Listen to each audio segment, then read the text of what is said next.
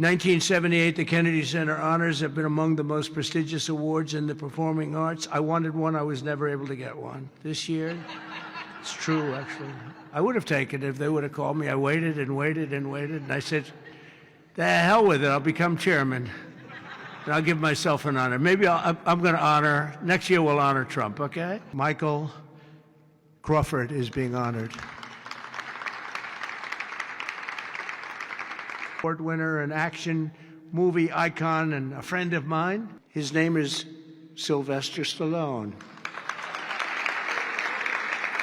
Sir George Strait.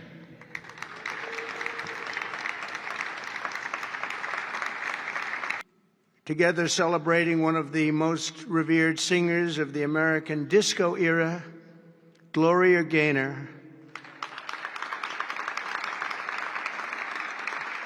Best known for her chart-topping 1978 hit, I Will Survive. And finally, we'll be honoring one of the greatest rock bands of all time, Kiss.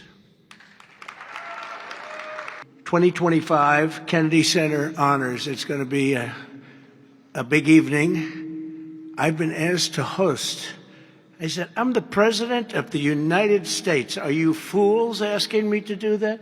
Sir, you'll get much higher ratings. I said, I don't care. I'm President of the United States. I won't do it. They said, please. And then Susie Wells said to me, sir, I'd like you to host. I said, okay, Susie, I'll do it. That's the power she's got. But I just, so I have agreed to host. Do you believe what I have to do? And I didn't want to do it, okay? They're going to say, he insisted. I did not insist. But I think it will be quite successful, actually. It's been a long time. I used to host the Apprentice finales, and we did rather well with that. Incredible, and you're going to see a big change in Washington crime stats very soon. Or not the stats that they gave, because they turned out to be a total fraud. The real stats, the stats went through the roof. You know, they had a man that was forced to put up stats like they were doing better. They're not doing better. Crime is the worst it's ever been, but it started as of about yesterday. You see a big change, and people are feeling safe already. I've had so many calls. Thank you, sir. Thank you. They were afraid to walk out. They're not afraid anymore. So we're going to need a crime bill that we're going to be putting in, and it's going to pertain initially to D.C.